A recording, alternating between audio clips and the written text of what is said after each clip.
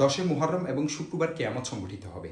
আমাদের মনে একটা প্রশ্ন আসে, আমাদের দেশের তুলনায় অন্য দেশের সময়ের সঙ্গে অনেক পার্থক্য রয়েছে এবং আরব দেশে একদিন আগেই এই পবিত্র 10 মুহররম পালন করা হয়। ফলে আরব দেশে কি আগে কিয়ামত সংঘটিত হবে? মূলত আল্লাহ পাক সর্বময় ক্ষমতার অধিকারী। তার ক্ষমতার বাইরে কোনো কিছুই নেই। তিনি ইচ্ছা করলে সারা বিশ্বে একই দিনে 10 মুহররম কায়েম করে কেয়ামত কায়েম করতে পারেন, এতে কোনো সন্দেহ নেই। হাদিস শরীফে বর্ণিত হয়েছে, দাজ্জাল দুনিয়ায় 40 দিন অবস্থান করবে।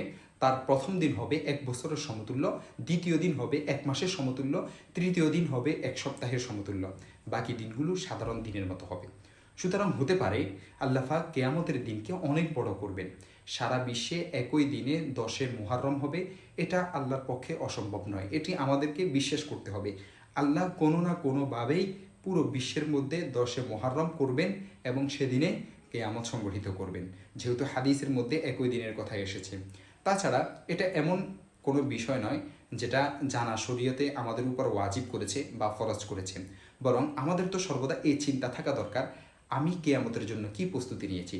হযরত আনাস রাদিয়াল্লাহু তাআলা আনহু থেকে বর্ণিত, একদা এক ব্যক্তি রাসূল সাল্লাল্লাহু আলাইহি ওয়াসাল্লামকে জিজ্ঞেস করলেন, ইয়া রাসূলুল্লাহ, কেয়ামত কবে হবে? রাসূল সাল্লাল্লাহু আলাইহি ওয়াসাল্লাম তার উত্তরে তিনি বলেন যে, তুমি কেয়ামতের কথা জিজ্ঞেস করছো, তোমার ধ্বংস হোক। তুমি কেয়ামতের জন্য কি প্রস্তুতি নিয়েছ?